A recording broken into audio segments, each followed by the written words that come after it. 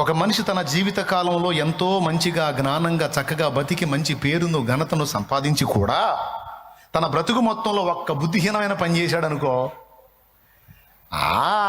ఏం బతికినా ఇదిగో ఎంత చేసినా, ఎంత ఘనత పొందినా అదొక్కటి చేయకపోతే బాగుండేది. ఆ ఒక్క చోట తేడా పడ్డాడు, ఒక్కటి బుద్ధిహీనమైన పని చేసి చెడ్డ పేరు తెచ్చుకున్నాడని ఆ ఒక్కటే ఖర్చు మొత్తం తెల్లగా ఉండొచ్చు, కానీ మధ్యలో పెన్నుతో ఒక చిన్న డాటు పెట్టాను అనుకో, అప్పుడు మీకు ఏం కనపడిద్ది?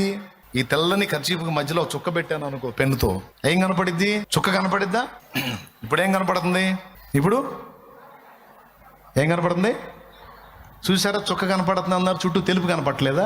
చుట్టూ తెలుపు కనపట్లేదా? కనపడుతుందా కనపట్లేదా? మరి చుక్క కనపడుతుంది అన్నావు ఏంటి? చూసామంటే హైలైట్ అవుతుందంట చుక్క. బుద్ధిహీనత ఇంత పెద్ద వైట్ను కూడా డ్యామేజ్ చేసిందన్నమాట.